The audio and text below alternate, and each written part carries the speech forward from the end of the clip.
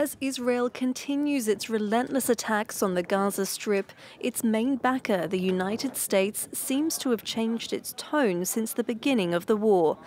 Washington is still funding the offensive and blocking calls for a ceasefire at the UN. But on Tuesday, President Joe Biden warned Israel that it was losing international support due to its, quote, indiscriminate bombing of the enclave. In earlier remarks at a Hanukkah event, the president alluded to disagreements with the Israeli leader. He has a picture on his desk of he and I when he was a young member of the Israeli service here, foreign service. And I was a 32-year-old senator. And I wrote on the top of it, "Bibi, I love you, but I don't agree with the damn thing you had to say." It's about the same today. Biden also renewed calls for a two-state solution and said Israeli Prime Minister Benjamin Netanyahu needed to replace his hardline government that opposes such a move.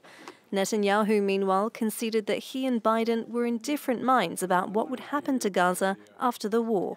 I will not allow Israel to repeat the mistake of Oslo. After the great sacrifice of our civilians and our soldiers, I will not allow the entry into Gaza of those who educate for terrorism, support terrorism and finance terrorism. Gaza will be neither Hamastan nor Fatastan. On Tuesday, Israel continued airstrikes in the south of the Gaza Strip, like here in Khan Younis. Residents complained there was no prior warning or calls to evacuate. Rafah, near the Egyptian border, was also hit. According to Gaza health officials, bombing in the area killed at least 24 people. The ones who died are just women and children.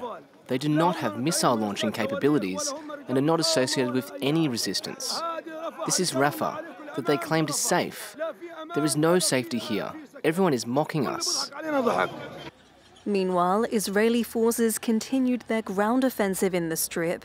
The IDF said the bodies of 2 Israeli hostages were recovered on Tuesday, and 2 soldiers died in the operation to retrieve them.